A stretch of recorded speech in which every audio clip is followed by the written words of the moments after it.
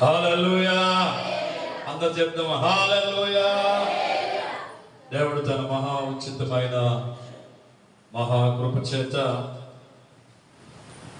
గడిచిన వారం దినాలు మళ్ళందరినీ తన రెక్కల చాటున కాచి కాపాడి భద్రపరిచి మరొకసారి ప్రభు యొక్క పాద సన్నిధిలో మనందరం కలిసి ప్రభువును స్తుతించడానికి ఆరాధించడానికి ప్రభు ఇచ్చిన ఈ మంచి సమయాన్ని బట్టి స్తుతి ఘనత మహిమ ప్రభావములు ఆయనకే చెల్లునుగాక.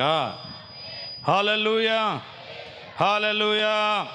దేవుని సన్నిధానంలో ఇంతవరకు పాటలు పాడాం, అలాగే దైవ సందుల ఆరాధనలో పాల్పొందాం, విజ్ఞాపన ప్రార్థన చేయటంలో కూడా మనం పాల్పొందాం. దేవుని సందులో కొంత సమయం ప్రార్థన సమయంలో మనం గడపడానికి ప్రభు మనకి ఆ కృపనిచ్చారు. కొంచెంసేపు దేవుని యొక్క వాక్యాన్ని మనం జ్ఞానం చేద్దాం. దేవుని యొక్క సన్నిధానంలో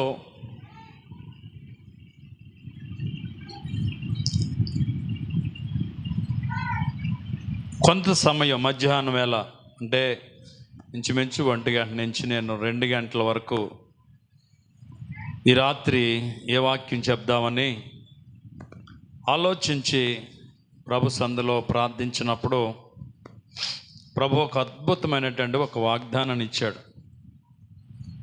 ఈ రాత్రి ఆ వాగ్దానాన్ని మనం జ్ఞానం చేద్దాం.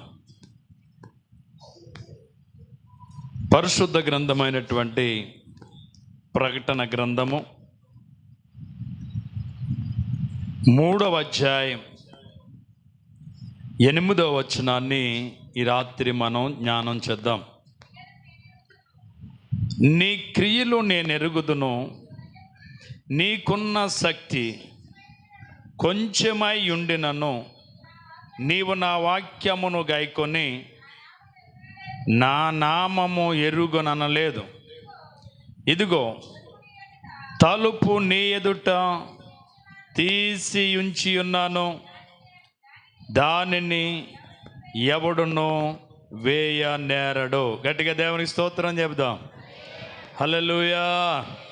దేవుని సన్నిధానంలో ఆరాధనకు వచ్చినటువంటి మనందరం కూడా రకరకాల అనుభవాలు, రకరకాల మనసు, రకరకాల ఆలోచనలతో ప్రభు సన్నిధికి వస్తూ ఉంటాం. నాకు తెలిసిన ఒక సహోదరికి వివాహం కుదిరింది. నిజానికి వివాహపు గడియలు ఆసన్నం అవుతున్నాయి.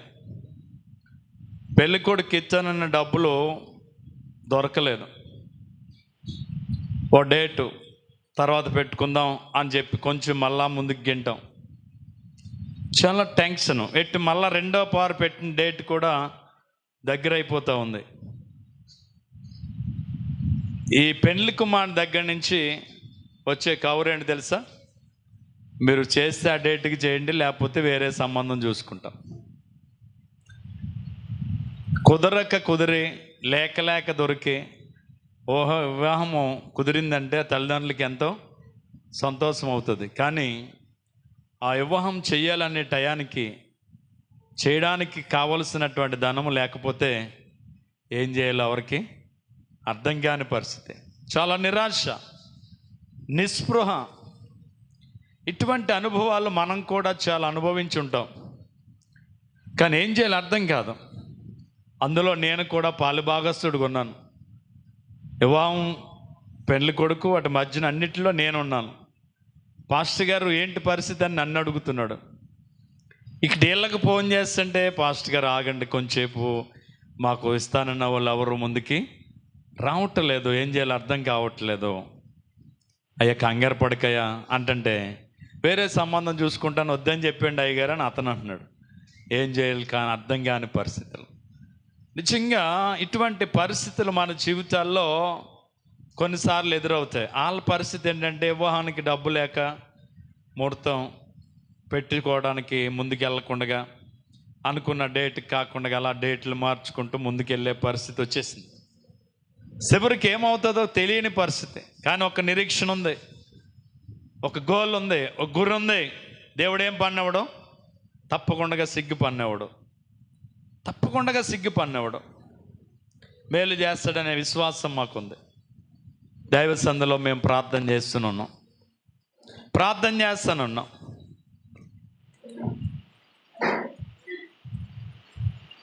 2,50,000 ఇవ్వాలి పెళ్ళి కూడా కట్నం, అన్నీ ఓకే అని చెప్పేస్తాం. కానీ తీరా చూస్తే ఇవ్వడానికి లేవు.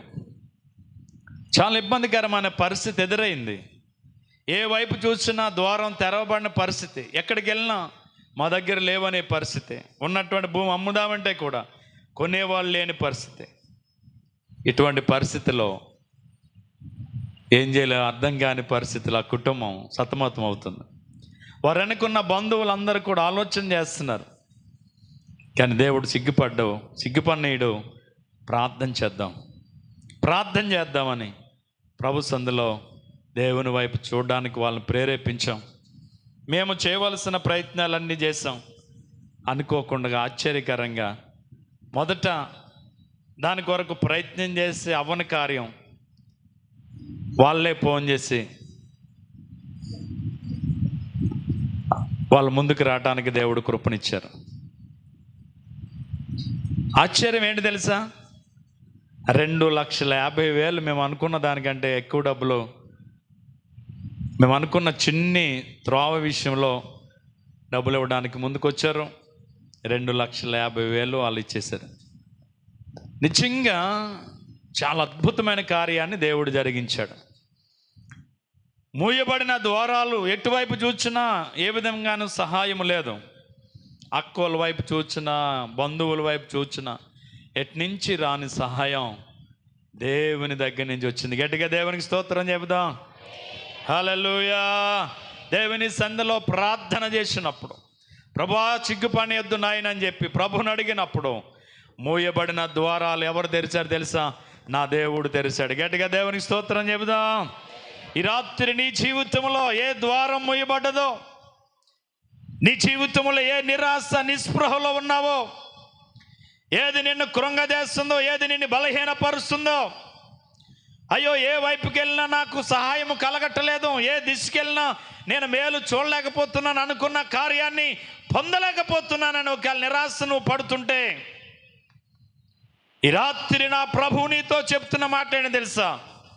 నువ్వు మూయబడింది అనుకుంటున్నవే ఆ ద్వారం, ఇదిగో మూయబడింది. ఈ దిశకి వెళ్తుంటే మూయబడ్డది, అలా ఆ వైపు నుంచి నాకే సహాయం రాదు, ఈ వైపుకి వెళ్దామంటే ఈ దగ్గర నుంచి కూడా సహాయం లేదని ఒకవేళ నిరాశ నిస్పృహలో ఈ రాత్రి ఉంటే, నా ప్రభు నీతో చెప్పమన్న మాట ఏంటి తెలుసా?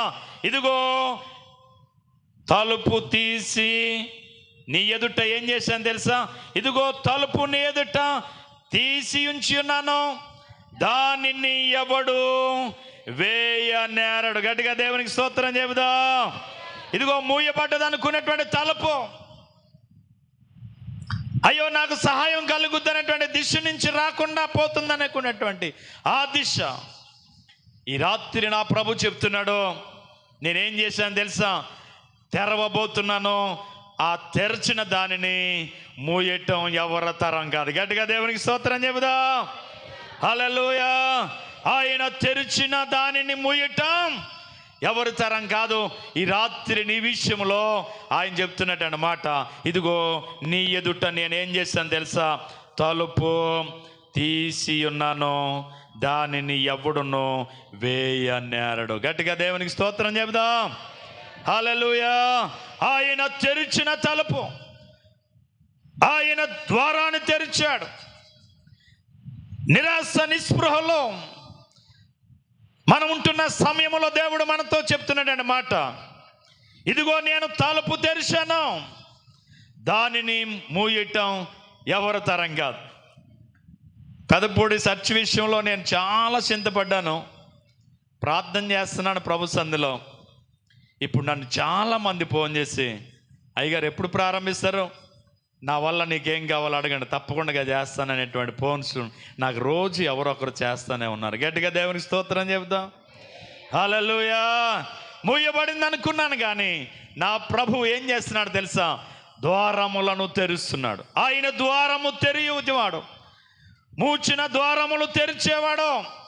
ఈ రాత్రి నీ జీవితంలో ఏ ద్వారం మూయబడ్డది అనుకుంటున్నావో, ఏది నిన్ను కృంగజేస్తుందో, ఏది నిరాశపరుస్తుందో, ఏ విషయంలో నువ్వు చింతనందుతున్నావో, ఏ విషయంలో దిగులు పడుతున్నావో, ఏది నిన్ను కృంగజేస్తుందో, ఈ రాత్రి దాని నుంచి దేవుడు నిన్ను దూరం చేయబోతున్నాడు. గట్టిగా దేవునికి స్తోత్రం చెబుదాం. ఆయన తెరిచిన ద్వారమును, ఆయన తెరిచిన తలుపును ఇంక ఎవ్వడు మూయటం ఎవరి తరం? మూయగలడు ఎవడైనా? ప్రభు కృప తెరిస్తే, ప్రభు కృపనివ్వటం ప్రారంభిస్తే, ప్రభు కృపను అనుగ్రహిస్తే ఎవరైనా ఆపటం తరమా? ఎవరైనా ఆపు చేయగలరా? ఎవరి తరం కాదు. కనుక దేవుడిచ్చే ఆశీర్వాదాన్ని ఎవడు ఆపు చేయలేడు. ఈ రాత్రి నా ప్రభు నీతో చెప్తున్న మాట ఏంటి తెలుసా? ఇదిగో, నువ్వే ద్వారం మూయబడ్డది అనుకున్నావో, ఏది నీకు మూయబడిన ద్వారంగా కనబడుతుందో, ఆ తలుపునే ఈ రాత్రి నేనేం చేయబోతున్నాను తెలుసా? తెరవబోతున్నాను. నేను తెరిచిన తలుపును మూయటం ఎవరి తరం కాదు. గట్టిగా గట్టిగా దేవునికి స్తోత్రం చెబుతా. హల్లెలూయా. నమ్ముతారా? ఏ విషయంలో మీరు బలహీనలు అయిపోతున్నారు? ఏ విషయంలో అయ్యో నేను ఏది చేయలేకపోతున్నాను? కొన్నిసార్లు అనుకుంటాం చాలా పనులు చేయాలని, ఎందుకో తెలియదు, ఏది కలిసి రాదు. ఎక్కడికి వెళ్తే అక్కడికి నిరాశే, నిస్పృహలో ఉంటాం. ఇస్తానన్నవాడు ఎవడు, రమ్మన్నవాడు మనకు దొరకడం, ఏంటి పరిస్థితి అర్థం కాని పరిస్థితిలో ఉండిపోతూ ఉంటాం, చాలా నిరాశపడుతూ ఉంటాం. కానీ రాత్రి నా ప్రభు చెప్తున్న మాట ఏంటి తెలుసా? నువ్వేదైతే మూయబడ్డది అనుకుంటున్నావో, ఏదైతే మూసివేయబడ్డది అనుకుంటున్నావో, ఇక నాకు ఎవరు సహాయం చేసేవారు లేరని అనుకుంటున్నావో, అట్టి నీ జీవితంలో దేవుడి రాత్రి చెప్తున్న మాట, నేను తలుపు ఏం చేయబోతున్నాను, నీ ఎదుట తెరవబోతున్నాను. ఇంకా దాన్ని ఎన్నడూ ఎవడును ఏం చేయడు తెలుసా? మూయ నేరడు. గట్టిగా దేవునికి స్తోత్రం చెప్దాం. హల్లెలూయా. కొన్ని ద్వారాల కోసం, ఒక 4 ద్వారాల కోసం నేను టక త్వరగా కొన్ని మాటలు మీకు చెప్తాను. దయచేసి వాక్యం మీద మనసు పెడదాం. దేవుని సన్నిధానంలో మనం నిరీక్షణ ఉంచిన రోజున, మనం నమ్మిన రోజున, మనం అనుకున్నటువంటి పనిలో సక్సెస్ కానీ నిరాశ నిస్పృహలో ఉన్న రోజున, ఈరోజు మనం నిరీక్షణ ఉంచగలిగితే, దేవుని కృప కొరకు మనం కనిపెట్టగలిగితే, ఆయన మాటిస్తున్నాడు, నీవే విషయంలో నిరుత్సాహపడుతున్నావో, నిరాశ పడుతున్నావో, అక్కడే నేను ఏం చేయబోతున్నాను తెలుసా? మూయబడిన ద్వారాలు ఏం చేయబోతున్నాను? నీ జీవితంలో నేను తెరవబోతున్నాను. ఇక అది ఎన్నడూ ఎవడు కూడా ఏం చేయడు, మూయ నేరడు. గట్టిగా దేవునికి స్తోత్రం చెప్దాం. హల్లెలూయా. అదే అధ్యాయంలో 20వ వచనం చదువుదాం. ఇదిగో, నేను తలుపు నద్ద నుండి తట్టుచున్నాను. ఎవడైనను నా స్వరము విని తలుపు తీసిన ఎడల నేను అతని యొద్దకు వచ్చి అతనితో నేనును, నాతో కూడా అతడు భోజనము చేయుదుము. ఇక్కడ ఒక మంచి ఆహ్వానం, ఒక మంచి పిలుపు దేవుడు తెలియజేస్తున్నాడు. ఈ తలుపుకు నేను ఆలోచించి ఒక పేరు పెట్టుకున్నాను. ఇది రక్షణ ద్వారము అని. ఏం పేరు? ఈ తలుపు ఏ ద్వారం? మీరు రాసుకోండి. మొట్టమొదటి ద్వారం ఏ ద్వారం? ఏ ద్వారం అండి? చెప్పండి. ఉన్నారా? ఇక్కడ ఉన్నారా? ఒక్క మాట చెప్పండి. ఏ ద్వారం? రక్షణ ద్వారం. అంటే రక్షణ తలుపు. ఇదిగో, నా మాట విని, నా స్వరం విని మీరు తలుపు తీస్తే నేను మీలోనికి వస్తానంటున్నాడు. అంటే యేసు ప్రభు యొక్క ప్రేమపూర్వకమైనటువంటి ఒక పిలుపు, ఆహ్వానం అన్నమాట. ఇంకా రక్షణ అందకుండగా, ఇంకా దేవుని ఎరక్కుండగా, దేవునితో సహవాసం చేయకుండగా ఉన్నటువంటి వారికి దేవుడిచ్చే ఆహ్వానం ఏంటి తెలుసా? ఇదిగో, నేను నిలుచుండి తలుపు దగ్గర నిలుచున్నాను, తట్టుతున్నాను. ఇదిగో, నా స్వరం విని, నా మాట విని నువ్వు తలుపు తీస్తే నీలోనికి నేను వస్తాను. నీతో నేనును, నాతో నువ్వు కలిసి ఏం చేద్దామంటున్నాడు? భోజనము చేద్దామని చెప్తున్నాడు ఆయన. గట్టిగా దేవునికి స్తోత్రం చెప్దాం. హల్లెలూయా. ఈ రాత్రి ఈ రక్షణ అందన వారికి దేవుడిచ్చే ఆహ్వానం ఏంటి తెలుసా? మీరు నాకు తలుపు తీస్తే నేను మీలోనికి వస్తాను. అంటే దేవుడికి కావాల్సింది ఏంటి తెలుసా? ఖాళీ అయిన ఇల్లు కావాలా, ఖాళీగా ఉన్న హృదయం దేవునికి కావాలా. మూయబడినటువంటి ఆ హృదయం ఏం చేయబడాలి? దేవుని కొరకు తెరవాలా. అవును, ఖాళీ లేకపోతే ఏముందని మన ఇంట్లో అంటారా? ఏముందో చెప్తున్నాడు మార్కు సువార్త 7వ అధ్యాయము 20 వచ్చును అనుకుంటాను. ఒక్కసారి చూడండి, 7వ అధ్యాయము చూడండి. మరి మా హృదయాలు ఖాళీ లేకపోతే ఏమున్నాయి అనుకున్నట్టుగా చూస్తున్నారు కొంతమంది. మానవ హృదయములో దేనితో నిండి ఉన్నాడు మనుషుడంటే, మనుషున హృదయములో నుండి ఒకటి ఏ ఆలోచన? దురాలోచనలు. ఏంటమ్మా దురాలోచనలు? గట్టిగా చదవ, నాకు అర్థం అవట్లేదు నీ మాట. జారత్వములను, దొంగతనములను, నరహత్యులను, వ్యభిచారములను, చెడుతనమును, కామ వికారములను, దేవదూషణయు, అహంభావమును, అవివేకమును వచ్చును. ఈ చెడ్డవన్నీ మనుషుని లోపల నుండియే బయలు వెళ్ళి మనుషుణ్ణి అపవిత్రపరుచును. గట్టిగా దేవునికి స్తోత్రం చెబుదాం. ఇప్పుడు చెప్పండి, మనుషుని హృదయం దేనితో నుండి ఉంది? అక్కడ ఎన్ని చెప్పాడు? చాలా విషయాలు చెప్పాడు కదా. మనుషుని యొక్క హృదయంలో ఉన్నటువంటి విషయాలను మనం జాగ్రత్తగా గమనిస్తే అవన్నీనంట ఎక్కడున్నాయి? మనుషుని లోపల ఉన్నాయి. అవన్నీ ఎక్కడికి వచ్చేయాలా? ఎలపలకు వచ్చేస్తే ఆ ఇల్లు ఏమవుతుంది? ఖాళీ అవుతుంది. అప్పుడు ఆ ఖాళీ ఇంట్లో ఎవరుంటారట? యేసై ఉంటాడు. యేసై నీతో కలిసి, యేసైతో నీవు కలిసి ఏం చేస్తావంట? భోజనం చేస్తావంట. మొట్టమొదటిగా మనుషుని యొక్క హృదయంలో నుండి ఏ ఆలోచనలో తెలుసా? దురాలోచన. ఏ ఆలోచన? దురాలోచన అంట. ఒక మంచి ఆలోచన మనుషుల్లో ఉండట్లేదు. ఇప్పుడు ప్రతి మనుషుడు ఆలోచన ఏంటి? దురాలోచనే, మంచి ఆలోచన లేదు. ఒక మంచివాడు ఏదైనా చేసుకుంటుంటే ఆయన చూసి చెడు ఆలోచించేటువంటి మనుషులే కనబడతా ఉన్నారు. ఏ ఆలోచన ఇది? దురాలోచన. రెండవది జారత్వమును. దేనికి మనుషుడు ఈరోజు, దేనికి మరి యవనస్తులైన పిల్లలు చోటిస్తున్నారంటే జారత్వానికి. తర్వాత దొంగతనములో కంటితో చూచి కాళ్ళతో తన్నుకెళ్ళిపోతున్న రోజులు. పొద్దుడు చూస్తున్నాం, సాయంత్రానికి మిస్ అయిపోతున్నాయి. ఖాళీ తాళాలేసి ఖాళీగా మనుషులు ఉండలేని ఇల్లు ఈ మధ్య ఏం చేస్తున్నారు తెలుసా? తాళాలు పగలగొట్టి దొంగతనాలు చేసేస్తున్నారు. మా ఊరిలో కుసుమ ప్రభుదాస్ గారు ఇల్లు దోసేశారు మొన్న. పాపం ఇత్తడి బిందులు అయ్యి మొత్తం మరి ఎన్ని నష్టమైంది తెలియదు. చాలా పట్టుకుపోరని పోలీసులు గట్ట వచ్చి చెక్ చేశారు. తలుపులు వేసి ఉన్నాయి. వాళ్ళు గన్నవరం ఉంటున్నారు. నరేంద్రపురం కూడా బ్రాహ్మణ ఇళ్ళలో 2-3 ఇల్లులు దోసుకెళ్ళిపోరు. ఏ దొంగతనం? ఇళ్ళల్లో మనుషులు ఎవరు ఉండలేదో ఖాళీ ఇళ్ళల్లో వాళ్ళు చూసి ఏం చేస్తున్నారు? దొంగతనములు. ఇప్పుడు అందరూ చేసేది ఏంటి? చాలామంది చేసేది దొంగతనములు. తర్వాత నరహత్యలు అంటే ఇప్పుడు అందరూ చాలామంది చిన్న పిల్లల్ని అత్యాచారం చేసి ఆ పిల్లల్ని చంపేస్తున్నారు, పెద్దోళ్ళని చంపేస్తున్నారు, హత్య చేసేస్తున్నారు. పిల్లల్ని పాడు చేసి ఆ విషయంలో మళ్ళీ ఎక్కడ అందరికీ చెప్పేద్దాము నోరు తెరిచి అన్నట్టుగా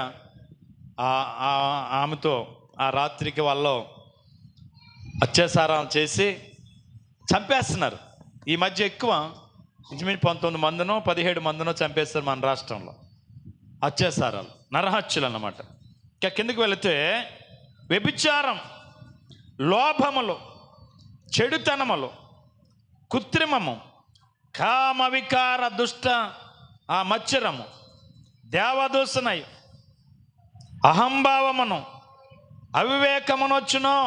ఇవన్నీ మంచి కాదట. ఇవన్నీ ఏంటని చెప్తున్నాడు? ఈ చెడ్డవన్నీ లోపల నుండి బయలు వెళ్ళి మనుషుణ్ణి ఏం చేస్తాయి? అపవిత్ర పరుచునని ఆయన చెప్పాను. దేవునికి స్తోత్రం. అయితే ఈ రక్షణ నీకు కావాలంటే, ఈ రక్షణ సంకల్పంలో నీవు ఉండాలంటే, ఈ రక్షణలో నీవు ఆనందించే బిడ్డగా ఉండాలంటే, నీ హృదయములో ఉన్నటువంటి హేయమైనటువంటి చెడ్డ క్రియలన్నిటినీ తీసివేసి ఆయనకు వెల్కమ్ పలకగలిగితే, నీతో ఆయనతో నువ్వు కలిసి ఏం చేయగలవంట? భోజనము చేయగలం. గట్టిగా దేవునికి స్తోత్రం చెప్దాం. హల్లెలూయా, హల్లెలూయా.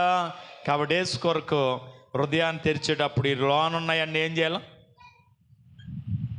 ఇప్పుడు ఎవరిగాని రెంట్కి ఇల్లు ఇవ్వాలనుకున్నాం, మన సామాన్లన్నిటిని ఏం చేయాలా? ఇంట్లో ఆ గదిలో తీసేసి వాళ్ళకి ఏం చేయాలా? ఖాళీ చేయాలా. అంటే ఒకడు ఉండడానికి కొరకు మన ఇంట్లో అద్దెకిస్తున్నప్పుడు మందంటూ ఆ ఇంట్లో ఏమీ లేకుండా అవన్నీ ఖాళీ చేసేస్తే ఆడి అన్నీ తెచ్చుకుని అందులో పెట్టుకుని ప్రతీ నెల మనకేమిస్తాడు? రెంట్ ఇస్తాడు. అబ్బాయి నా మంచం అక్కడే ఉంటుంది, నా బీరువు అక్కడే ఉంటుంది, ఏదో పక్కన చేసుకుని ఉండు, నెల నెల జీతం మరి రెంట్ ఇచ్చి అంటే ఇస్తాడా? ఈరోజు చాలామంది జీవితాలు అలాగే ఉన్నాయి కదా. నేను చేసే పనులు చేస్తాను ఉంటాను, నేను నడిచే నడకలు అలాగే నడుస్తాను, నేను తినకుండా ఎలా తింటానే ఉంటాను, చేయకుండా పనులు చేస్తాను ఉంటాను. ప్రభువా నువ్వు నన్ను కాపాడాయి, నువ్వు నన్ను నడిపించు, నువ్వు నన్ను బలపరచు, నాకు సహాయం చేయమని చాలామంది ఏం చేస్తున్నారు? అలాగే అడిగే వాళ్ళుగా ఉండిపోతున్నారు. ఇస్తారా రెంట్? అలాగా ఇస్తారండి? మన అంటూ అక్కడ ఉంటే అవి ఖాళీ చేస్తే కానీ ఆ ఇంట్లోకి ఎవడు అద్దెకి రాడు కదా. ఇప్పుడు ఎవరు వస్తానంటున్నారు మన ఇంట్లోకి? ఎవరు ఉంటానంటున్నారు మన ఇంట్లో? ఎవరు మనతో ఉంటారట? ఎవరు మనతో కలిసి భోజనం చేస్తానంటున్నారు? యేసయ్యతో భోజనం చేసే అనుబంధం, యేసయ్యతో మంచి భోజనం చేసే సహవాసం ఎవరికి అంటే, ఇవన్నీ ఖాళీ చేసుకుని ఖాళీ ఇంటిని దేవుని కొరకు మనం ఎప్పుడైతే ద్వారాన్ని తెరుస్తామో, తలుపు తీస్తామో, అప్పుడు యేసయ్య మనలో ఉంటాడట, మనతో ఉంటాడట, మన భోజన పంక్తిలో ఆయన పాలు పొందుతాడంట. గట్టిగా దేవునికి స్తోత్రం చెబుదాం. హల్లెలూయా. రెండవ ద్వారం కోసం చెప్తాను, త్వరగా చెప్తాను. చూడండి, ద్వితోపదేశకాండ 6వ అధ్యాయము 9వ వచనం.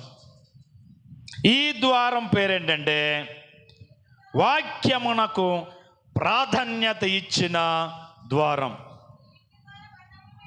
నీ ఇంటి ద్వార బంధముల మీదను నీ గౌనుల మీదను వాటిని రాయవలను దేవుడైన యెహోవా.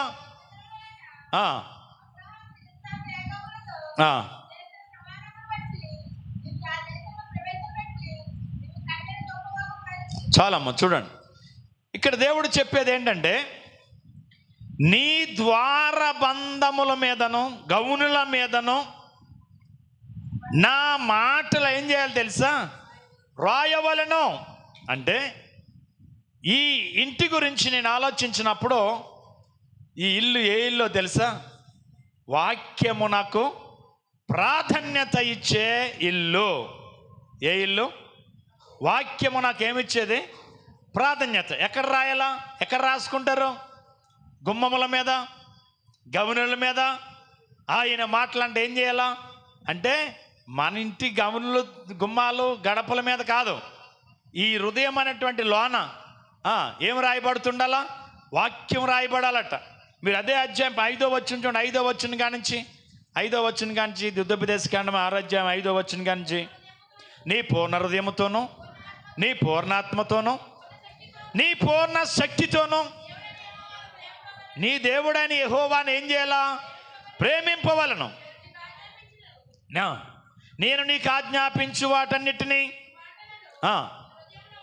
ఎక్కడుండాలంటున్నాడు? హృదయములో ఉండాలా. అది ఎవరు చెప్తున్న మాట? దేవుడు చెప్తున్నాడు. ఏమని? ఇదిగో నేను ఆజ్ఞాపించే మాటలు, నేను చెప్పే మాటలు, నీకు వినబడే మాటలు ఏం చేయాలి తెలుసా? నీ హృదయములో ఉండాలా. అంటే వాక్యానికి మన హృదయంలో ఏముండాలా? చోటు ఉండాలా. ఈరోజు వాక్యానికి మన హృదయంలో చోటు ఉందా? లేక ఇంకా ఈ హేయమైనటువంటి వాటికే చోటిచ్చి ఈ హేయమైన వాటిని మన ఉంచులో ఉంచుకుని వాక్యానికి చోటు ఇవ్వలేకపోతున్నాం అనేది రాత్రి ఆలోచన చేద్దాం. దేవునికి కావలసినటువంటి ఇల్లు, దేవునికి కావలసిన హృదయం, దేవునికి కావలసిన ద్వారం, దేవునికి కావలసిన తలుపు ఏదో తెలుసా?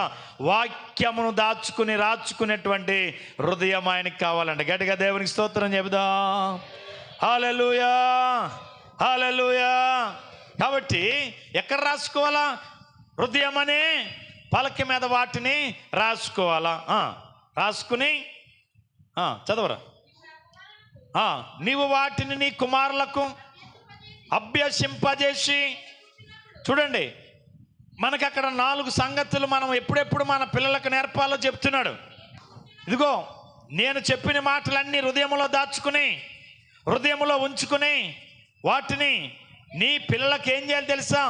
అభ్యసింపజేయి. ఎక్కడో తెలుసా? నీ ఇంట కూర్చున్నప్పుడు. గమనించాలి, ప్రతి తల్లి తండ్రి పిల్లలకి ఎప్పుడు నేర్పాలో తెలుసా? 4 సందర్భాలు చెప్పాడు. 3వ ఒకటి మీకు జ్ఞాపకం చేస్తున్నాను. నీ పిల్లలు తిరిగి స్కూల్కి వెళ్ళి ఆడుకుని వచ్చి ఇంటికాడ కూర్చున్నప్పుడు అప్పుడు యేసయ్య మాటలు వాళ్ళకి చెప్పాలట. ఎప్పుడు?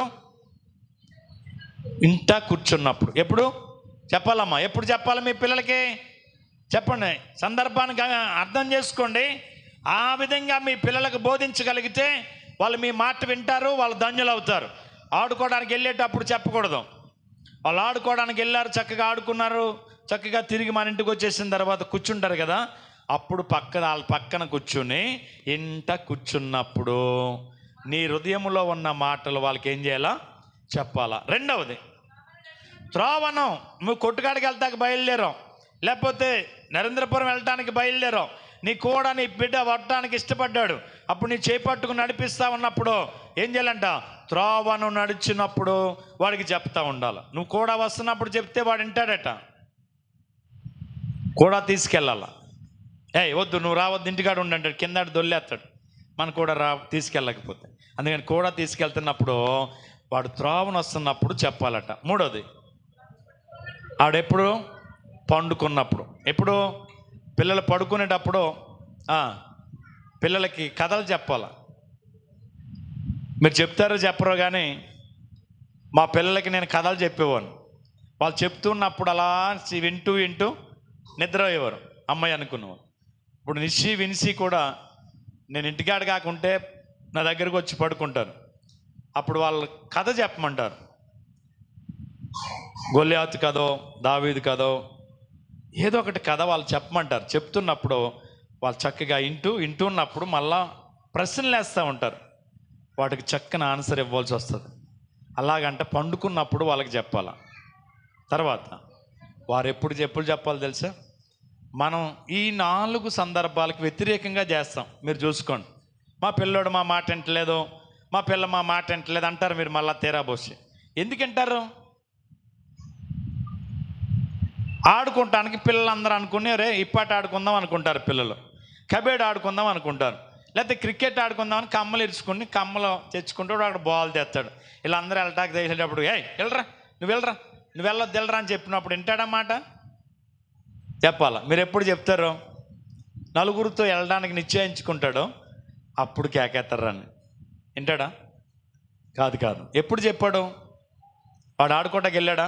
వచ్చేస్తాడు ఇంటికి. ఆడుకుంటాకి వెళ్ళినప్పుడు ఆడికి అడ్డం పెట్టలేదు కనుక వచ్చినప్పుడు నువ్వేం చెప్తుంది అంటాడు. నువ్వు చెప్పింది వినలేదనుకోండి, రేపు వెళ్ళనివ్వమని చెప్పి వాడు తప్పకుండా ఏం చేస్తాడో తెలుసా? అప్పుడు ఏం చెప్పినో అది వింటాడు. అందుకే దేవుడు చాలా తెలివిగా చెప్పాడు, నీ ఇంట కూర్చున్నప్పుడు చెప్పాలి పిల్లోడికి. ఎప్పుడు చెప్పాలా? కూర్చున్నప్పుడు. తర్వాత ఎప్పుడు చెప్పాలా? నీ కూడా వస్తా ఉన్నప్పుడు చెప్పాలా.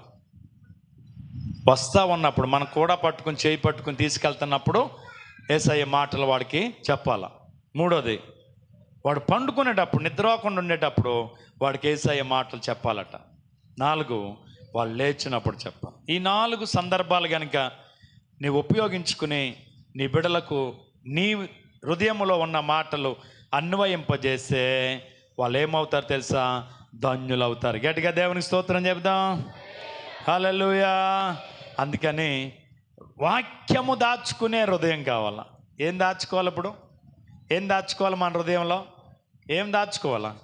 హృదయపు గమని గడపలకు అంట ఏం రాయాలట? వాక్యాన్ని రాయాలట. 119వ కీర్తన 167 వచనం చూడండి.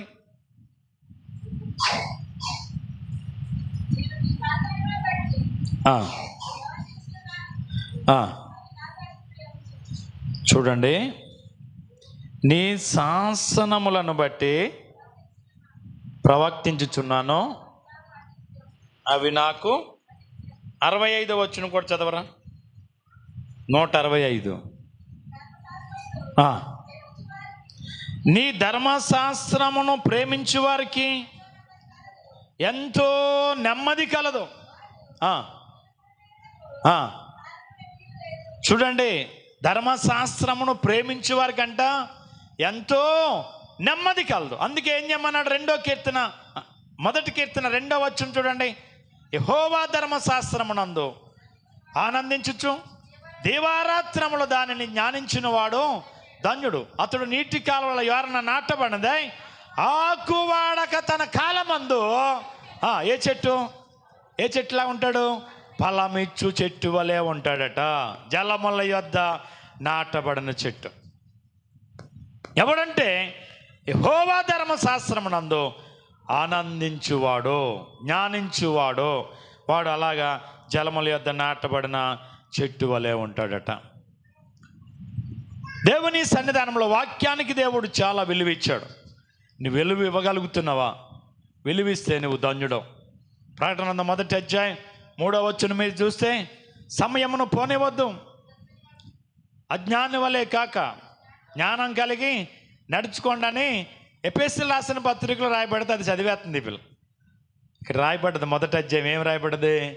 సమయము సమీపించుచున్నది గనుక ఈ ప్రవచన వాక్యములు చదువువాడును వినేవాడును ఇందులో రాయబడిన సంగతులు ఎవరు గైకొనేవారు ధన్యులు. గైకొనేవారు ధన్యులట. వాక్యమును వినాలా, ఆ వాక్యాన్ని ఏం చేసేవారు ధన్యులట? గైకొనేవారు ధన్యులు. అంటే ఈ ఇల్లు లేకపోతే ఈ ద్వారము వాక్యానికి ఏమిచ్చిన ద్వారంగా కనబడుతుంది? ప్రాధాన్యత ఇచ్చిన ద్వారంగా కనబడుతుంది. ఇక్కడ ఉన్నటువంటి వారుగా మనం వాక్యానికి ప్రాధాన్యత ఇవ్వగలుగుతున్నామా? వాక్యాన్ని దాచుకోగలుగుతున్నామా? వాక్యాన్ని జ్ఞానించగలుగుతున్నామా? వాక్యానుసారంగా నడవగలుగుతున్నామా? వాక్యాన్ని మన బిడలకు బోధించగలుగుతున్నామా? వాక్యపు వెలుగులో మన బిడలను పెంచగలుగుతున్నామా?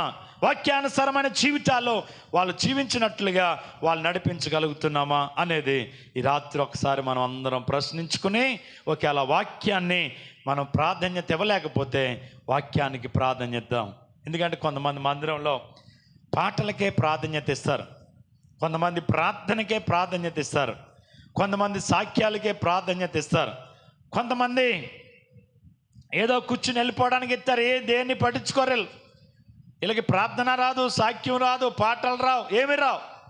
వస్తారు, రాలేదనకుండా వస్తారు, ఉంటారు, అన్నిటిలో పాలు పొందుతారు, కానీ దేనికి ఏమి ఎవరు వెళ్ళం, ప్రాధాన్యత ఎవరు. ఒకడు పాట పాడే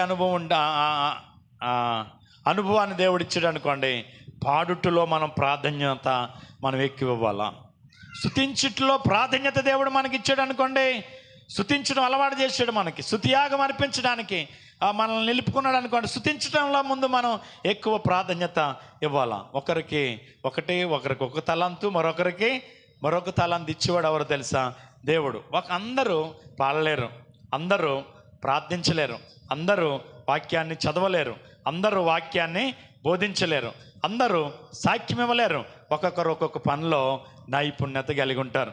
ఇవేమీ చేయలేరు. కొందరు పాడలేరు, ప్రార్థించరు, స్తుతించరు, వాక్యం జ్ఞానం చేయరు, సాక్ష్యం కూడా ఏమి చెప్పలేరు. కానీ వాళ్ళకి పరిసర్య చేయటం అలవాటు, చక్కగా పరిసర్య చేస్తారు. దేవుడు వాళ్ళకి ఏమిచ్చాడు? పరిసర్య చేసే అనుభవం ఇచ్చాడు. పాడలేరు, ధైర్యం చాలదాం, కానీ ఏదో ఒక పరిసర్య చేస్తారు. పరిసర్యలో ఏదో ఒక పనిలో వాళ్ళ నైపుణ్యత పొందుకుంటారు. దేవుడు ఆ ఆధిక్యత వాళ్ళకి దేవుడు ఇచ్చాడు. అలాగా ఈ రాత్రి మనం ఇవ్వాల్సిన ప్రాధాన్యత దేనికో తెలుసా? వాక్యానికి మనం ప్రాధాన్యత ఇవ్వాలి. గట్టిగా దేవునికి స్తోత్రం చెప్దాం. ఎందుకు వాక్యానికి ప్రాధాన్యత ఇవ్వాలా? మీరు గమనించండి. వాక్యం అంటే యోహాను సువార్త 1వ అధ్యాయంలో 1వ వచనం రాయబడింది, ఆది యందు వాక్యం ఉండెను, వాక్యము దేవుని వద్ద ఉండెను, ఆ వాక్యమే దేవుడై ఉండెను, ఆ వాక్యము శరీరధారి అయి కృపా సత్య సంపూర్ణుడిగా మన మధ్యన నివసించెను. దేవునికి స్తోత్రం. వాక్యం అంటే ఎవరంట? దేవుడట. దేవుడే వాక్యం, వాక్యమే దేవుడు. అంటే వాక్యానికి ప్రాధాన్యత మనం ఇవ్వటం అంటే ఎవరికి ప్రాధాన్యత? దేవునికి ఇవ్వాలి. ఆయన చెప్పింది అదే. మత్తయి సువార్త 6:33 వచనంలో ప్రభు చెప్పిన మాట ఏంటి తెలుసా? మొదట నా నీతిని రాజ్యాన్ని మీరు వెతకండి, అప్పుడు మీకు అన్నీ నేను ఇస్తానని చెప్పిన దేవుడు ఆయన. ఏమి ఇవ్వాలా? మొదటి ప్రాధాన్యత దేవునికి మనము ఇవ్వగలగాల. మూడవది మత్తయి సువార్త 6:6 వచనం.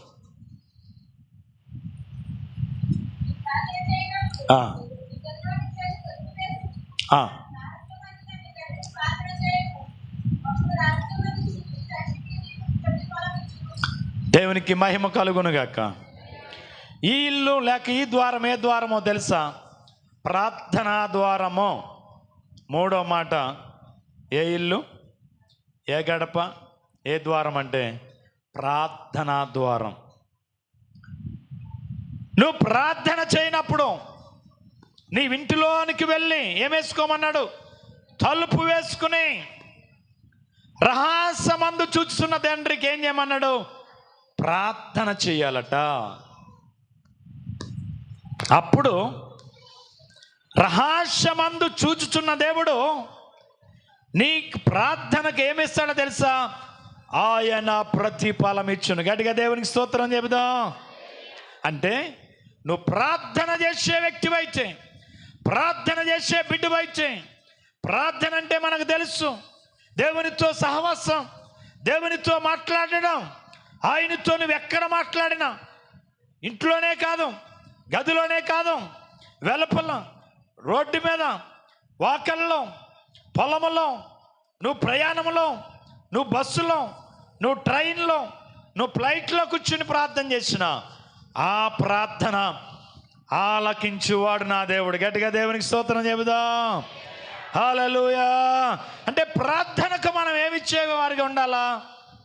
ప్రాధాన్యత ఇవ్వాలా. ప్రార్థన అంటే ఏంటంటే దేవునితో మనము మాట్లాడటం. ఎవరితో? దేవునితో మాట్లాడటం, దేవునికి మనము చేసుకోవటం, మన సంగతి అంతా దేవునికి చెప్పుకోవటం, మన ఇబ్బందులన్నీ దేవునికి తెలియజేసుకోవటం, మన అక్కర్లు, మన కొదువులన్నీ ప్రభుతో చెప్పుకోవటమే. అలా చెప్పుకోవడానికి ఏం చేయమన్నాడు? నీ ఇంటిలోనికి వెళ్ళి తలుపు వేసుకుని రహస్యమందు చూచుతున్న తండ్రికి ఏం చేయాలా? ప్రార్థన చేయి. ప్రార్థన పరిస్థితులు మారుస్తుంది, ప్రార్థన శాసనాలు మారుస్తుంది, ప్రార్థన అద్భుతాలు చేస్తుంది. ఈ ప్రార్థన మన జీవితాన్ని మారుస్తుంది. ఒక ఐడియా ఏం చేస్తుందంట? ఒక ఐడియా ఉంటుంది కదా, ఐడియా గురించి ఏం మార్చేద్దంట? ఒక ఐడియా జీవితాన్ని మార్చేస్తుందట. ఒక ఐడియా జీవితాన్ని మార్చేస్తే ప్రార్థన అనేటువంటి ఆయుధం మన కుటుంబాన్ని, మన బ్రతుకును, మన గ్రామాన్ని, మన దేశాన్ని మార్చేయగల ఆయుధము కలిగింది ప్రార్థనలో ఉంది. గట్టిగా దేవునికి స్తోత్రం చెబుదాం. హల్లెలూయా. హిజ్కియాను మనం గమనిస్తే చచ్చిపోతామన్న కవర్ వచ్చింది. హిజ్కియాకి ఏ కవర్ వచ్చింది? యెషయా గ్రంథం మీరు 38 అధ్యాయం 1-5 వచనాలు మీరు చదివితే అక్కడ రాయబడ్డది ఏంటి తెలుసా? హిజ్కియాకు మరణకరమైన రోగము సంభవింపగా ప్రవక్త అయిన ఆమోజు కుమారుడైన యెషయా ఆయన వద్దకు వచ్చి, ఇదిగో నీవు మరణమగుచున్నావు, నీవు బ్రతకవు కనుక నీవు నీ ఇల్లు చక్కబెట్టుకోమని చెప్పగా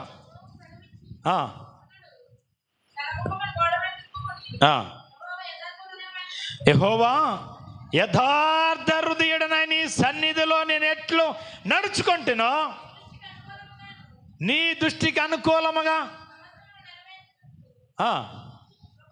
నేను ఎట్లు సమస్తమును నెరవేర్చుతునో కృపతో జ్ఞాపకము చేసుకోమని హిజ్కియా కన్నీళ్లు విడుచుచు యెహోవాకు ప్రార్థింపగా యెహోవా వాక్కు యెషయాకు ప్రత్యక్షమై ఇలాగు సెలవిచ్చెను, ఇదిగో నీవు తిరిగి హిజ్కియా వద్దకు పోయి అతనితో ఇట్లనము, నీ పితరుడైన దావీదునకు దేవుడైన యెహోవా సెలవిచ్చినదేమనగా, నీవు కన్నీళ్లు విడుచుట చూచితిని, ఇదిగో నీ ప్రార్థన నేను అంగీకరించి ఉన్నాను, నీకు 15 సంవత్సరాలు ఆయుష్నిచ్చుచున్నాను. దేవునికి స్తోత్రం చెబుదాం.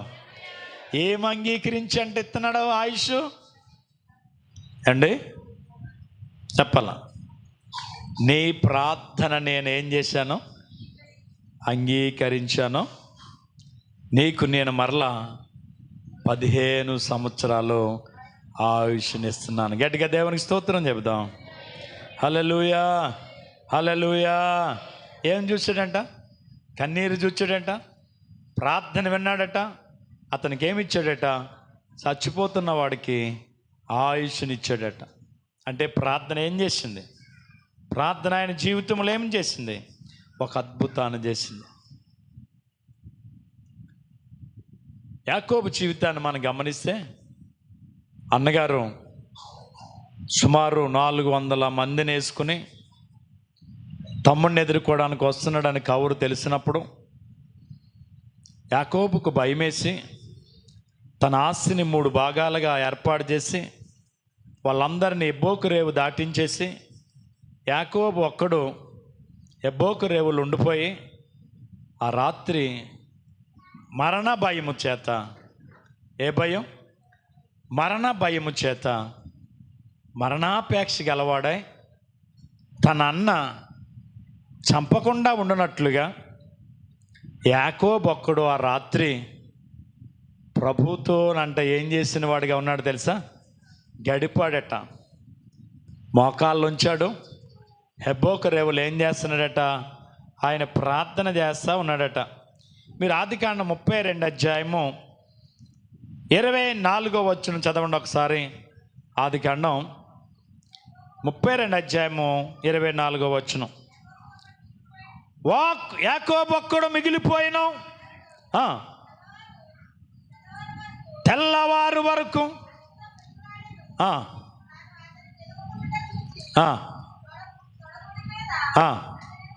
కొట్టెను. అప్పుడు అతడు వసులెను.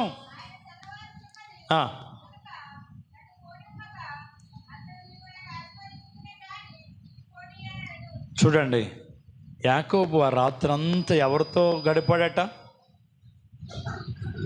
యాకోబు జీవితం మారిపోవడానికి, యాకోబు జీవితం ఫలవంతంగా మారిపోవడానికి, ఆశీర్వాదకరంగా మారిపోవడానికి గల కారణం ఏంటి తెలుసా? ఆ రాత్రంతా యాకోబు దేవునితో గడిపాడు. గడిగా దేవునికి స్తోత్రం చెప్దాం. దేవుడు యాకోబుతో గడిపాడు. అబ్బా, సహవాసం ఎంత గొప్పదో చూడండి. దేవుడు అంట, ఎవరే నన్ను వదిలే వెళ్ళిపోతానని కొట్టాడట. కొట్టినా కానీ గూడు వసిలిందంట, కానీ ఎవరిని వదలలేదట? దేవుడిని వదలలేదట. ఒరే, ఇంత కొట్టినా వదలట్లేదు, ఏం చేయమంటావు అన్నాడట. నన్ను ఆశీర్వదించి వదిలేస్తాను అన్నాడట. అయితే నిన్ను ఆశీర్వదించాలంటే ఇంతకీ నీ పేరేంటి అన్నాడట. పేరు తెలియకుండా గాడి దగ్గరికి వచ్చాడు దేవుడు. అప్పుడు యాకోబు చెప్తున్నాడు, నా పేరు యాకోబు. యాకోబు అంటే ఏంటి తెలుసా? మోసగాడు. పుట్టేటప్పుడే వాళ్ళన్న యాషావు బయటకు వస్తుంటే తల్లి గర్భంలో ఉండంట మడిమి పట్టుకున్నాడట.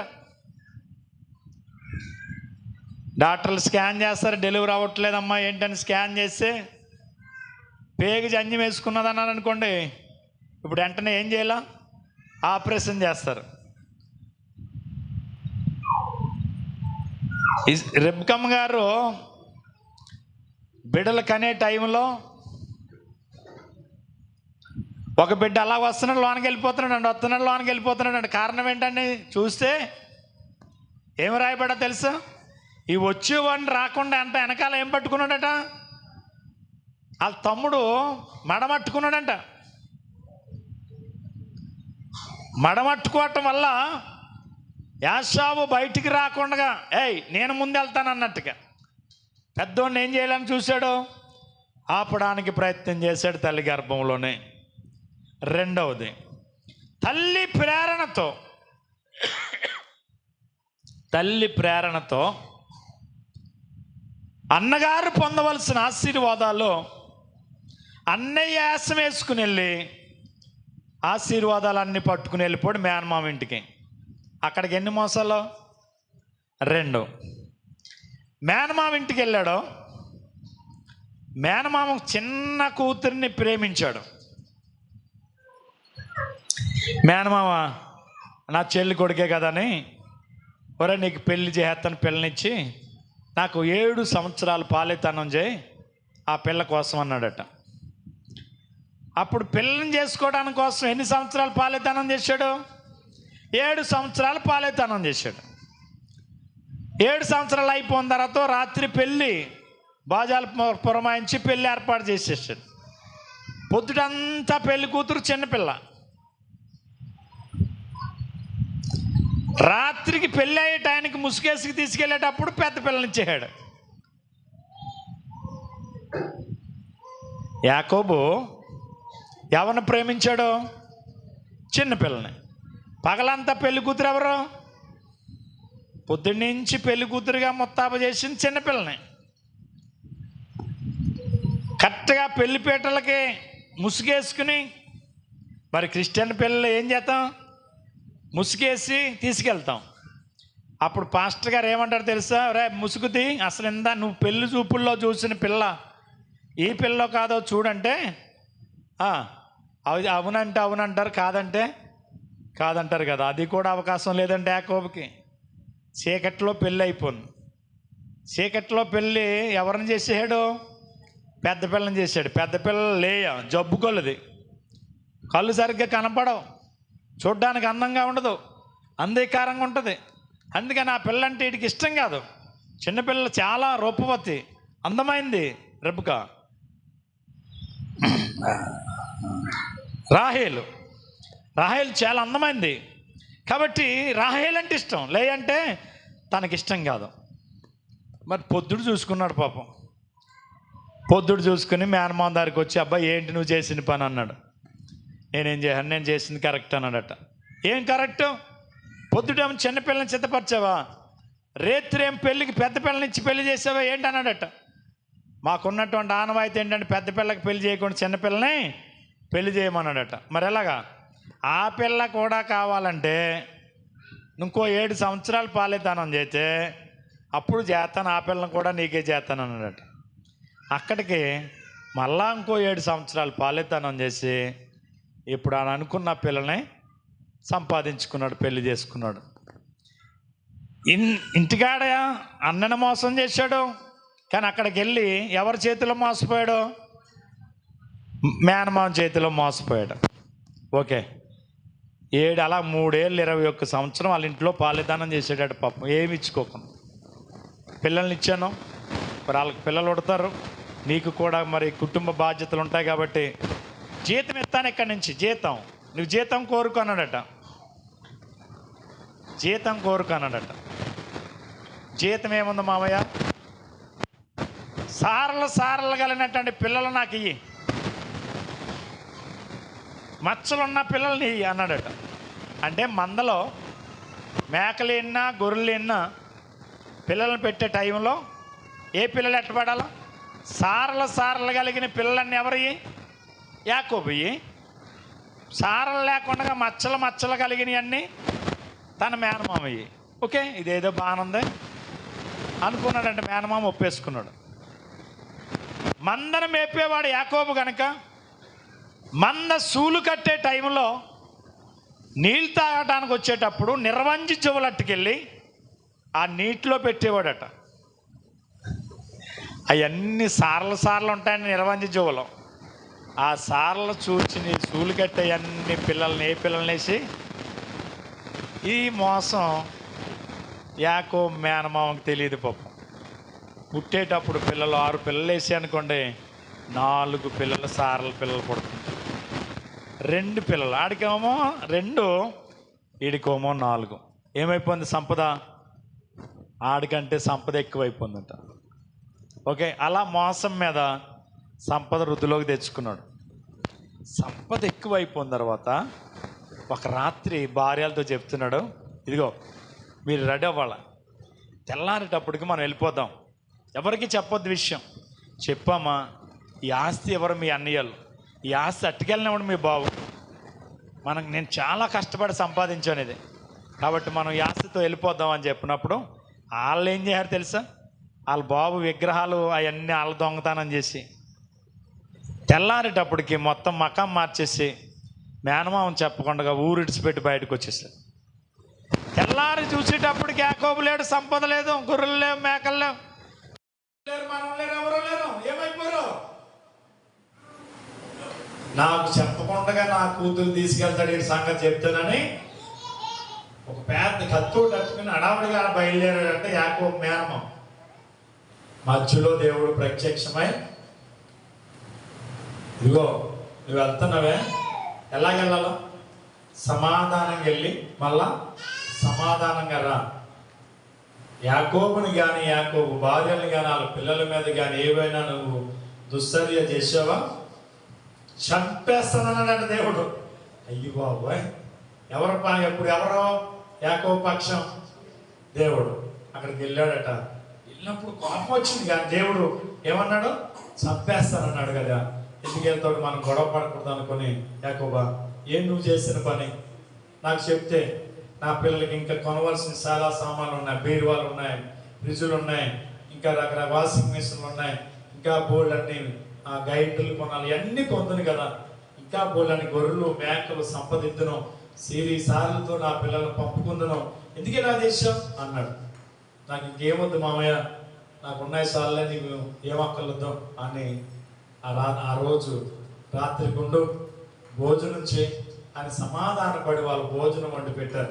ఓకే, మంచిది, మీ సంపదను తీసుకుని వెళ్ళిపోతున్న బాగా ఉంది.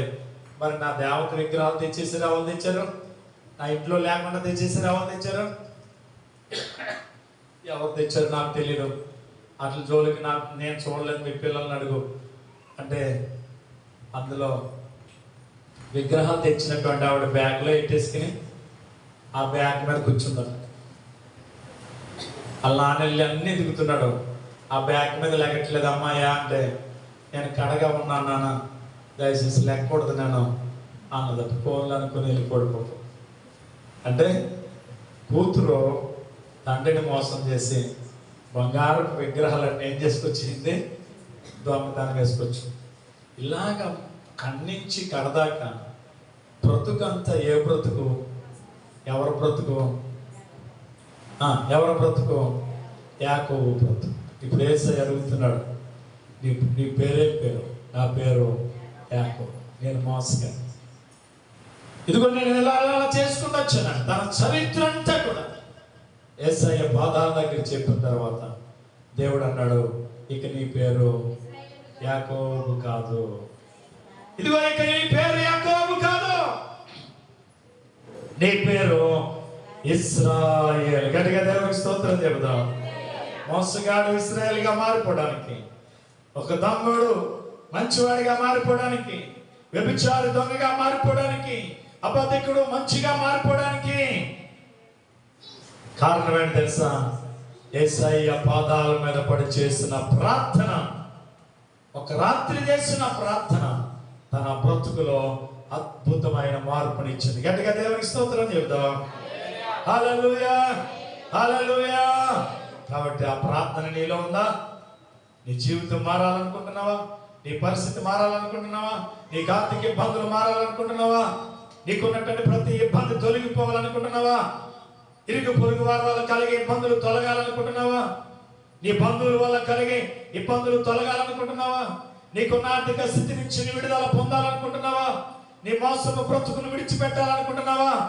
అయితే ఈ రాత్రే నువ్వు యేసు వైపు తిరిగి ప్రార్థించగలిగితే నీ బ్రతుకును అద్భుతంగా మార్చగలవాడు నా దేవుడు. గట్టిగా దేవునికి స్తోత్రం చెబుదాం. ఎవరు మార్చలేరు. మన అన్నదమ్ములు, మన అక్క చెల్లెలు మళ్ళీ మార్చడానికి కోసం, అయ్యా మా తమ్ముడు మారాలని నేను చాలా ప్రయత్నం చేశాను, వాడు తాగుడు మానాలని, వ్యభిచారం మానాలి, దొంగతనం మానాలని, వాడు తన భార్యతో చక్కగా సంసారం జీవితంలో వర్ధిల్లాలని నేను చాలా ప్రయత్నాలు చేస్తున్నాను, అయ్యా వాడు మారట్లేదని చాలా మంది అన్నలు చెప్పే పరిస్థితులు ఉంటాయి. చాలా మంది అక్కలు, మా చెల్లి పరిస్థితి బాగోలేదయ్యా, నేను చాలా ప్రయాసపడుతున్నాను ఏదో రకంగా ఈ కుటుంబాన్ని కట్టాలని. మా చెల్లి నా మాట ఎట్లేదని చింతపడి అక్కలు కూడా చాలా మంది లేకపోలేదు. అయ్యో నా బిడ్డ మారట్లేదు, నా బిడ్డ మారాలని నేను చాలా ప్రయాసపడుతున్నానని తల్లిదండ్రులు ఏడ్చినటువంటి తల్లిదండ్రులు లేకపోలేదు. ఎవరూ మార్చలేరు మన జీవితాన్ని. మార్చిన ఎవరి వల్ల కాదు, నిన్ను మార్చగలవాడు, నీ పరిస్థితిని చక్కదిద్దగలవాడు, నీ బ్రతుకును మార్చివేయగలవాడు. నువ్వెవరినని దేవుడని నమ్ముతున్నామో ఆ దేవుడే నీ బ్రతుకంతా చక్కదిద్దగలవాడు. గట్టిగా దేవుని స్తోత్రం చెప్దాం. ఈ రాత్రి కనుక నువ్వు మనసిచ్చి, ఈ రాత్రి కనుక మనసిచ్చి నువ్వు చేస్తున్న హేయమైన క్రియలన్నిటినీ యేసయ్య పాదాల దగ్గర విడిచిపెట్టి నువ్వు పశ్చాత్తాపం పొందగలిగిన ప్రార్థన నువ్వు చేయగలిగితే ఈ రాత్రి నీ బ్రతుకును చక్కదిద్దడానికి ఆయన సిద్ధం. గట్టిగా దేవుని స్తోత్రం చెప్దాం. హల్లెలూయా. యాకోబును చక్కదిద్దేశాడు దేవుడు, మోసపు బ్రతుకును తీసేశాడు దేవుడు, పగపట్టి చంపడానికి వస్తున్న బ్రతుకును మార్చేశాడు దేవుడు, ఇద్దరి మధ్యలో సమాధానం ఉంచాడు దేవుడు, ఆశీర్వాదానికి వారసుడిగా ఉంచాడు యాకోబును. రాత్రి అటు ఆశీర్వాదం నీకు కావాలంటే ప్రార్థించే ద్వారంగా, ప్రార్థించే ఇల్లుగా, ప్రార్థించే గుమ్మముగా నీ ఇల్లు ఉండాల. ఉందా ప్రార్థన? ఒకవేళ లేకపోతే ప్రార్థన చేయడానికి సిద్ధపడాలని మనం చేస్తున్నాం. ప్రార్థన చనిపోయిన వ్యక్తిని బ్రతికిస్తుంది. మీరు చూడండి, ముగిస్తానే టైం అవుతుంది. రాజుల 2వ గ్రంథము 4వ అధ్యాయము 33వ వచనంలో ఒకసారి చూడండి. కరెక్ట్గా చూడు. దానియేలు కాదు, 2వ రాజుల గ్రంథము 4వ అధ్యాయము 33వ వచనం. చదువు చదువు చదువు నిర్మలా చదువుతుంది. తానే లోపలికి పోయి లోపల నుండగా తలుపు వేసి యెహోవాకు ప్రార్థన చేసి చేతులు చాచుకుని తన కళ్ళ మీదను తన చేతులు వారి చేతుల మీద నుంచి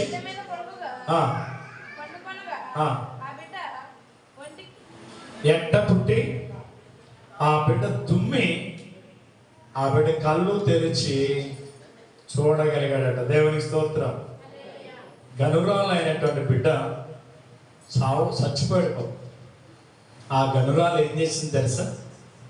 తలుపు తీసి ఎలీషా కొరకు కట్టినటువంటి ఇంటిలో ఎలీషా కొరకు సిద్ధపరిచిన మంచం మీద బిడ్డను తీసుకెళ్ళి పొరను పెట్టి ఎలీషా దగ్గరికి వచ్చి మొరపెట్టుకుంది, అయ్యా నేను బిడ్డలు లేరు, నాకు బిడ్డనిమ్మని మిమ్మల్ని అడిగాను, నేను అడగలేదు కదా, నాకు ఇచ్చిన బిడ్డ చచ్చిపోయాడు, ఎందుకు ఇలా జరిగిందా అని ఎలీషాతో మనవి చేసుకొనగా, అయ్యో ఎందుకు దేవుడు ఇలా మరుగు చేశాడని చెప్పి అతడు త్వరగా వచ్చి అతను ఒక్కడి ఇంటిలోనికి వెళ్ళి ఆ బిడ్డను పడున్నటువంటి మంచం మీదకి ఎక్కి ఆ బిడ్డ కళ్ళ మీద కళ్ళు, ముక్కు మీద ముక్కు, నోటి మీద నోరు పెట్టి చేతుల మీద చేతులు వచ్చి ఆ బిడ్డ మీద బొరలుగా పడుకుని 7 మార్లు అలా పడుకుని ప్రార్థన చేయగా చచ్చిపోయిన బిడ్డ అంట లేచి ఒక్కసారిగా తిరిగి లేచాడంట. గట్టిగా దేవునికి స్తోత్రం చెప్దాం. ప్రార్థన ఏం చేసింది? ఇందా చెప్పాను మీకు, నిత్యగా ఏమిచ్చింది? ఆశించింది. గనురాలి కొడుకు ఏమయ్యాడు? బ్రతికాడు. కాబట్టి ప్రార్థన అద్భుతాలు చేయట శాస్త్రదంతంలో ఏ సందేహము లేదు. మనం ఏం చేసేవారుగా ఉండాలా? ప్రార్థన చేయవారుగా ఉండాలి. చివరిగా రాజుల 2వ గ్రంథమే అదే అధ్యాయము 4వ అధ్యాయము 4వ వచనం. వచ్చి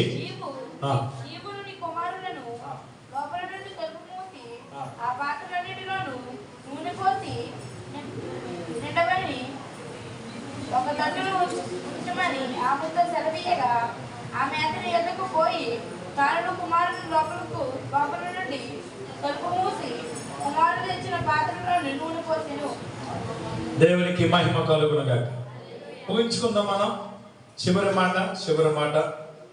ఇక్కడ ఒక సంగతి జరిగింది, ఆల్రెడీ మీకు తెలిసినటువంటి ఆ సందర్భమే. ప్రవక్తల శిష్యుల్లో ఒకరి భార్య ఒకరోజు ఎలీషా యొద్దకు వచ్చి మొరపెట్టుకుందట.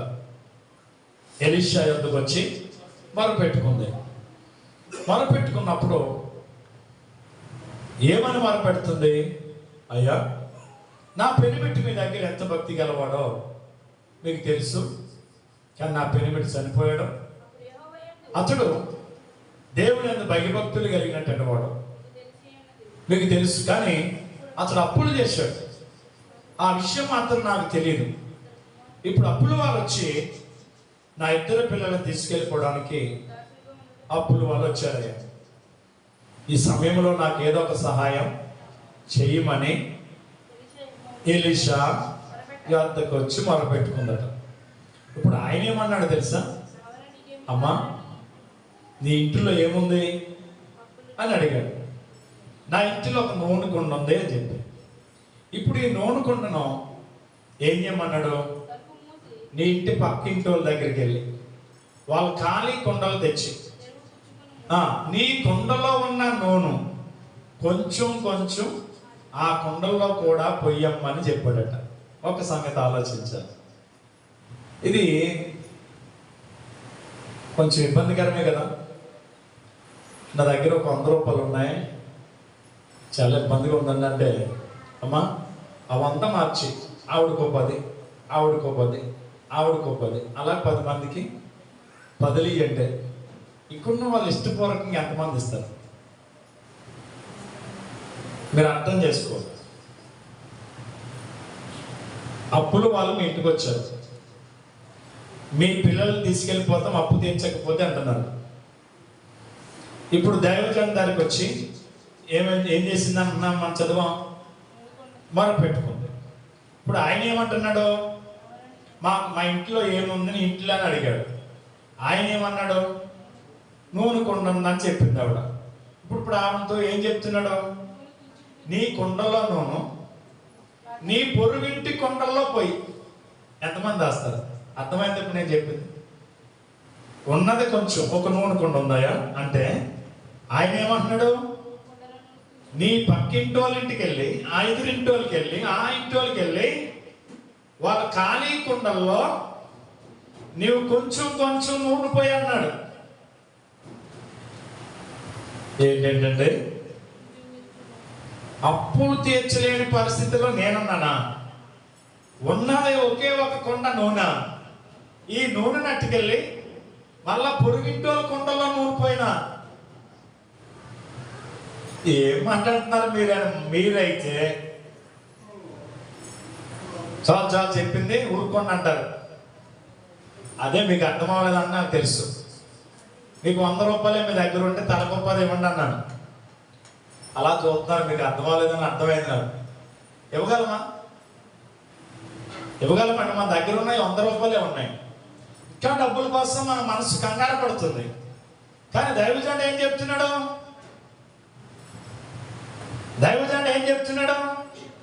ఆ ఉన్న కొంచెం నూనెను నీ ఎదురింటి వాళ్ళ కుండలు ఖాళీ కుండల్లోనూ, నీ పక్కింటి వాళ్ళ ఖాళీ కుండల్లోనూ ఏమయ్యాలా? ఈ నూనె పట్టుకెళ్ళి ఒక సుక్క ఏమంటున్నాడు. గట్టిగా దేవునికి స్తోత్రం చెప్తాం.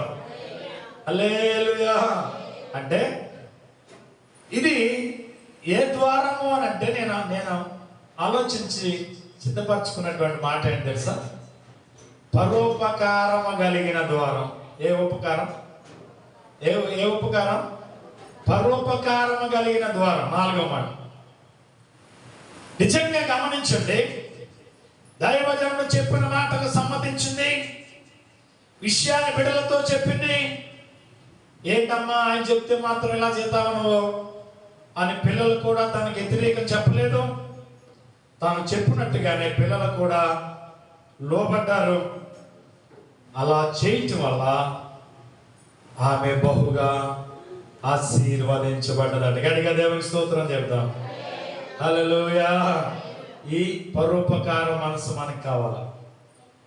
ఎప్పుడు చూసినా నేను బాగుండాలా, నా కుటుంబం బాగుండాలా, నా పిల్లలు బాగుండాలా, నా అన్నదమ్ములు బాగుండాలా, నా అక్క చెల్లెలు బాగుండాలా, నా తల్లిదండ్రులు బాగుండాలా అనుకుంటాం. కానీ మన ఎదురుంటోడు బాగోవాలా, వాడు పిల్లలు బాగోవాలా, వాడు అక్క చెల్లెలు బాగుండాలని మాత్రం ఎప్పుడు ఎవడు అనుకోడు. ఆశీర్వాదానికి ఇక్కడే సీక్రెట్. మనం ఎప్పుడైతే ఇలాగ అనుకోలేకపోతున్నామో మనం ఆశీర్వాదం పొందలేకపోతున్నాం. అబ్రాహాముతో దేవుడు మాట్లాడుతున్నాడు. అబ్రాహ్మా, ఇదిగో నేను చూపించే దేశానికి వస్తే నేను నిన్ను ఆశీర్వదిస్తాను అన్నాడు. ఇంకేం చెప్పాడు?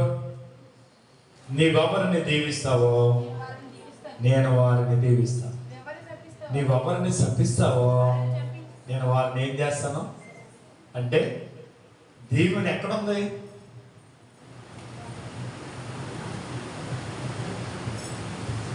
అలా చూస్తున్నారంటే అర్థం అవ్వలేదు. ఇప్పుడు దీవెన ఎక్కడుంది? దేవుని చేతిలో ఉందా? ఎక్కడుంది చెప్పాలి. నేను ఆల్రెడీ చాలా చెప్పాను, బైబిల్ ముగించేస్తున్నాను, మిమ్మల్ని ఇబ్బంది పెట్టదలుచుకోలేదు. ఇప్పుడు దీవెన ఎక్కడుంది? అబ్రహాంతో ఏమన్నాడు?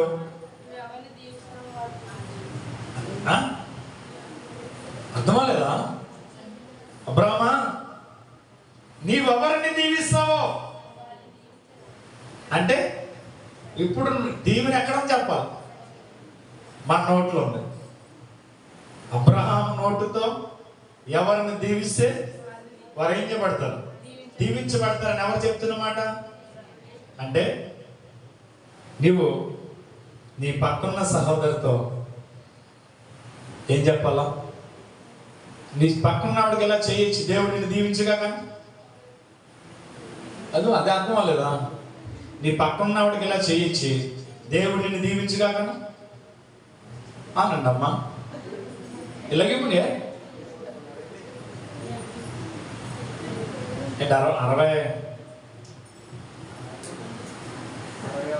66 జనాలు మీరు పక్కన వాళ్ళు కూడా 66 అంటే ఎడమొఖం 36 36 అది 36 అయినా ఏ 6 ఒక మొఖం ఎడమొఖం పెడమొఖం వాళ్ళు ఏం చేయలేరు చెప్పండి. ఇప్పుడు మీ పక్కన ఆవిడకి అలా చెయ్యమండి, దేవుడు నిన్ను దీవించగా. కానండి ఆవిడ అంటే నువ్వు కూడా అలా, నువ్వంటే ఆవిడ దీవించబడుతుంది, ఆవిడంటే నువ్వు దీవించబడతావు. అంటే ఇప్పుడు ఎక్కడుంది దీవెన? మన దగ్గర ఉంది. అందుకని నువ్వు దీవించబడాలంటే నీ పక్కన్నవాడు దీవించబడాలని నువ్వు ప్రార్థన చేయాలి. ఇప్పుడు ఈ యొక్క ప్రవక్త శిష్యుల యొక్క భార్య ఏం చేయబడాలా? దీవించబడాలి. అదే ఎలీషా యొక్క ఉద్దేశం. దేవుడు చెప్పిన మాట, అమ్మా నువ్వు వెళ్ళిలా చేయమనగానే ఆవిడ ఏం చేసింది? పక్క పాత్రలన్నింటిలో తన కుండలో ఉన్న నూనె కొంచెం కొంచెం పోయిగా ఆ కుండలు కూడా నింపబడ్డాయి. గట్టిగా దేవుడికి స్తోత్రం చెప్తాం.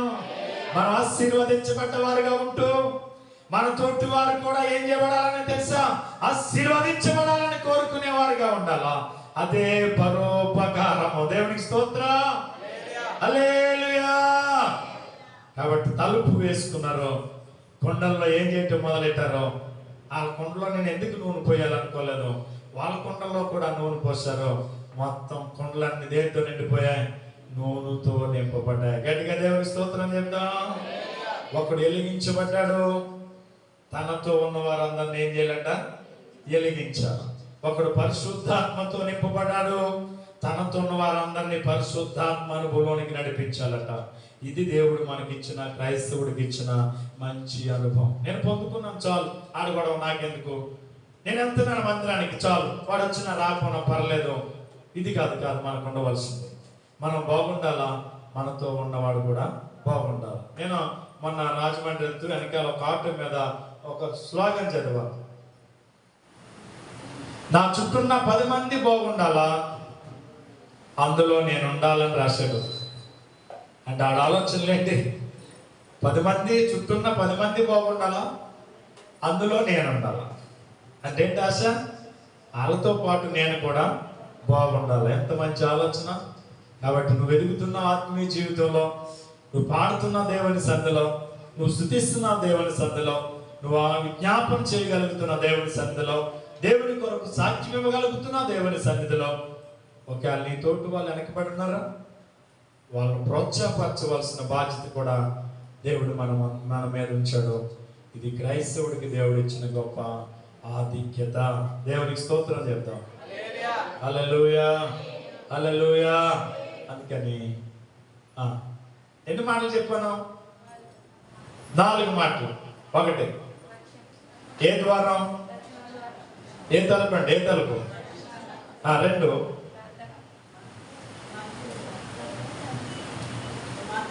చెప్పాలా?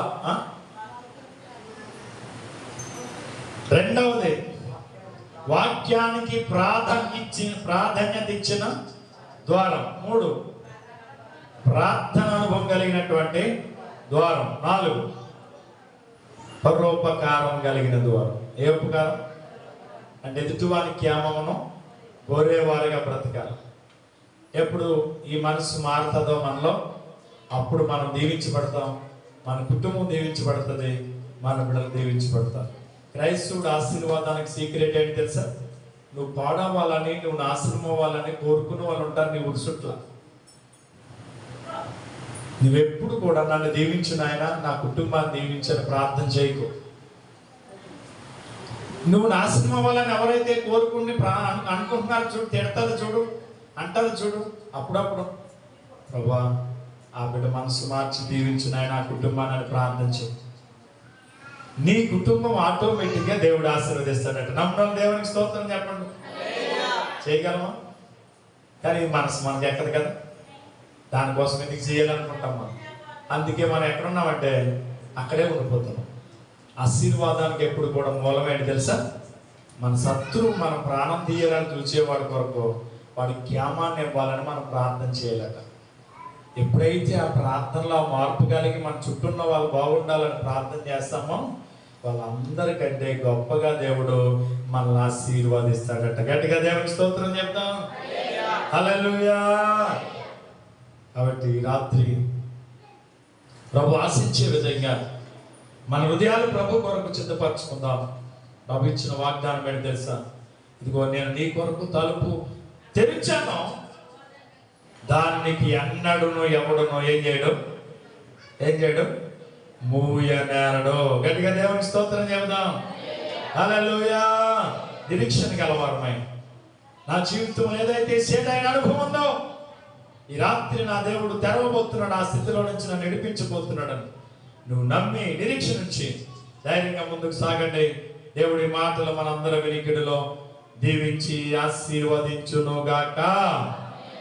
అందరికి దయచేసి ఎవరి స్థలాలు వాళ్ళు ఒక్క నిమిషం అలా మోకరిద్దాం. ప్రార్థన ఆశీర్వాదంతో ఈ కార్యక్రమాన్ని ముగించుకుందాం.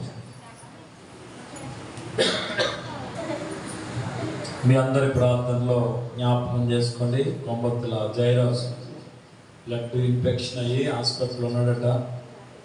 అది సెలవులు ఎక్కుతున్నాయని చెప్తుండే వాళ్ళ నాన్నగారు.